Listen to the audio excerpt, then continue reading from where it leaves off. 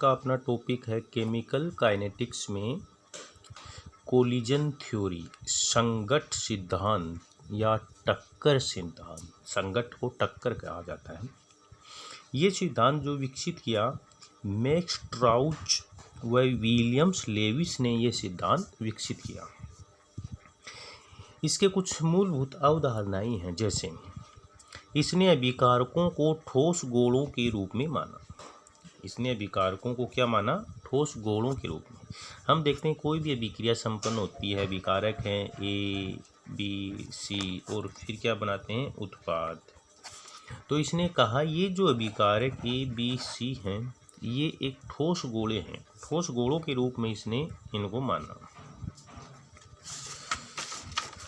Second जो इसकी अवधारणा थी,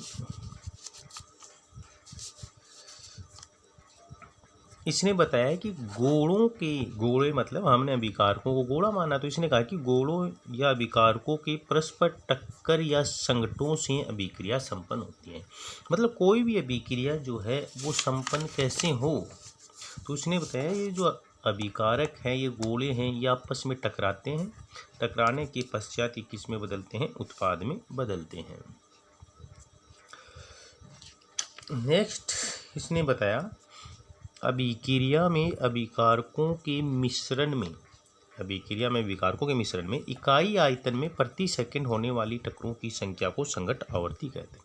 मतलब ये जो अभिकारक आपस में टकराते हैं और टकराने के पश्चात किस में बदलते हैं? उत्पाद में। तो इसने कहा ये जो टक्कर है प्रति सेकंड, इकाई आयतन में प्रति सेकंड जो ये टक्कर होती है अभिकारकों के बीच में, इसको इसने क्या कहा? संघट्ट आवर्ती, जिसे जेड से दर्शाते हैं। इसके बाद इसने बताया कि जो संघट्ट वास्तव में अभिकारकों को उत्पाद में बदलते हैं, क्योंकि वास्तव में ये देखा जाता है कि जितने अभिकारक हैं वो सारे आपस में टकराते हैं। जैसे मान लीजिए 100 अभिकारक आपस में टकराते हैं, लेकिन रियलिटी में 100 के 100 अभिकारक उत्पाद में नहीं बदलते। मान लीजिए 70 उत्पाद में बदलते हैं। तो ये जो 70 अभिकारक जो उत्पाद में बदले, इनकी टक्करों को हम क्या कहते हैं? प्रभावी संघट्ट कहते हैं। तो जो संघट्ट वास्तव में अभिकारकों को उत्पाद में बदल देते हैं उन्हें हम क्या कहते हैं? प्रभावी संघट्ट कहते हैं। इस सिद्धांत के अनुसार किसी अभिक्रिया के मुख्य 2 अवरोध होते हैं। तो इसने बताया कि कोई भी अभिक्रिया है उसके मुख्य 2 प्रकार के अवरोध होते हैं। तो कोई भी अभिक्रिया संपन्न हो उसके कितने अवरोध बताए इसने? 2। फर्स्ट ऊर्जा अवरोध और सेकंड अभिविन्यास अवरोध। तो पहले हम देख लेते हैं ऊर्जा अवरोध। तो संघट्ट सिद्धांत के अनुसार किसी अभिक्रिया के कितने अवरोध होते हैं? 2 अवरोध होते हैं, ऊर्जा अवरोध और अभिविन्यास अवरोध। ऊर्जा अवरोध क्या है? प्रभावी संघट्ट से दहली ऊर्जा या इससे अधिक ऊर्जा मुक्त होती है तो अभिकारक अणु ऊर्जा अवरोध को पार कर उत्पाद बनाते हैं। मतलब इसने बताया, जैसे हम जानते हैं कोई अभिक्रिया में अभिकारक अणु है, इस तरह से अभिक्रिया को संपन्न करते हैं। तो यहाँ ये जो एनर्जी गैप है हम इसे क्या कहते हैं? दहली ऊर्जा, ईटी, दहली ऊर्जा कहते हैं। तो जिन अभिकारकों के पास ये दहली ऊर्जा होगी वास्तव में वे अभिकारक किस में बदलेंगे? उत्पाद में बदलते हैं। कोई भी अभिक्रिया संपन्न कैसे होती है? ये अभिकारक हैं और अभिकारक इस प्रकार से ये ऊर्जा अवरोध को पार कर उत्पाद में बदलते हैं, ऊर्जा अवरोध को। तो कोई भी अभिक्रिया जो है वो संपन्न कब होगी?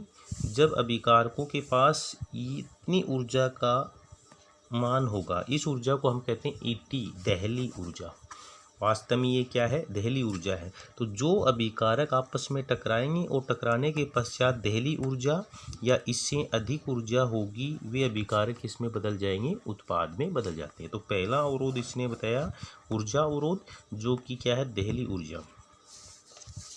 सेकंड अवरोध इसने बताया अभिविन्यास या त्रिविम अवरोध। वास्तव में कोई भी अभिक्रिया में अभिकारक आपस में टकराते हैं और टकराने के पश्चात वे किस में बदलते हैं, उत्पाद में बदलते हैं। तो इसने बताया कि अभिकारक अणु त्रिविम में सही दिशा में अभिविन्यासित होकर संकट करते हैं। मतलब अभिकारक जो हैं वो त्रिविम में यदि सही रूप से सही दिशा में टकराएं तो पुराने बंध टूटकर नए बंध बनते हैं तथा यह प्रभावी संघट कहलाती है। इसके फलस्वरूप दहली ऊर्जा या इससे अधिक ऊर्जा मुक्त होती है, जिसे हम क्या कहते हैं, हम कहते हैं कि अभिक्रिया क्या है, उत्पाद में बदल जाती है। अभिकारक जो है उत्पाद में बदल जाते हैं। तो पहला इसने बताया कि कोई भी अभिक्रिया जो है, अभिकारक अणु जो हैं वो त्रिविम में सही दिशा में अभिविन्यासित होंगे तो टक्कर जो होती है वो प्रभावी होती है। इसमें क्या होता है, पुराने बंध टूटते हैं, पुराने बंध टूटते हैं और नए बंध बनते हैं। ऐसी टक्कर से क्या होती है, दहली ऊर्जा या इससे अधिक ऊर्जा मुक्त होती है। सेकंड इसने बताया जब अभिकारक अणु त्रिविम में सही दिशा में अभिविन्यासित नहीं हो तो संघट प्रभावी नहीं होती है तथा ऐसे अभिकारक अणु उत्पाद में नहीं बदलते हैं। इसको हम उदाहरण से देखते हैं। इसका उदाहरण NO2 प्लस NO2 क्रिया करके N2O4 बनाते हैं। तो इस अभिक्रिया को हम किसके द्वारा समझेंगे, संघट सिद्धांत के द्वारा समझेंगे। तो देखिए, पहले देखिए आप, ये NO2 है, ये NO2 हो गया, ये दूसरा NO2 है। ये दोनों जो NO2 अणु हैं ये आपस में क्या करते हैं, आमने सामने इनकी टक्कर हो रही है।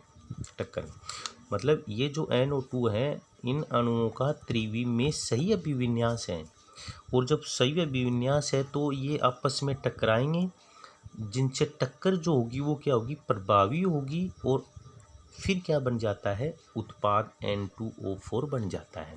तो हम ये कह सकते हैं कि यदि त्रिविम में अभिकारक अणु सही दिशा में अभिविन्यासित हों तो प्रभावी टक्कर होगी, जिसके फलस्वरूप दहली ऊर्जा या इससे अधिक ऊर्जा निकलेगी और क्या बनता है, उत्पाद बनता है। लेकिन दूसरी कंडीशन, यदि अणुओं का त्रिविम में अभिविन्यास सही नहीं है, जैसे यहाँ देखिए ये NO2 का एक अणु है, ये NOO, तो यहाँ दोनों अभिकारक जो हैं वो सही दिशा में नहीं है, फलस्वरूप टक्कर जो होगी, संघट जो होगा वो अप्रभावी होगा और इसके फलस्वरूप दहली ऊर्जा या इससे कम ऊर्जा निकलेगी तो उत्पाद नहीं बनता है। तो इस सिद्धांत के अनुसार जो निष्कर्ष आता है, इस सिद्धांत के अनुसार अभिक्रिया की दर या वेग निम्न दो कारकों पर निर्भर करती है। पहला कारक संघट आवर्ती Z और दूसरा कारक है त्रिविम या अभिविन्यास कारक F। तो संघट सिद्धांत के अनुसार किसी अभिक्रिया को कितने कारकों पर निर्भर करता है, दो कारकों पर निर्भर करता है, संघट आवर्ती व त्रिविम अभिविन्यास F। तो हम कह सकते हैं अभिक्रिया वेग dx/dt बराबर होगा FZ के। तो ये निष्कर्ष निकलता है संघट सिद्धांत के अनुसार कि कोई भी अभिक्रिया जो है उसमें दो ऊर्जा अवरोध होते हैं, उसमें दो प्रकार के अवरोध होते हैं, जिसमें फर्स्ट ऊर्जा अवरोध और सेकंड होता है अभिविन्यास अवरोध। उसके बाद में कोई भी अभिक्रिया जो है संघट सिद्धांत के अनुसार उसका वेग कितने कारकों पर निर्भर करता है, दो कारकों पर, संघट आवर्ती व त्रिविम अभिविन्यास। ये हो गया संघट सिद्धांत।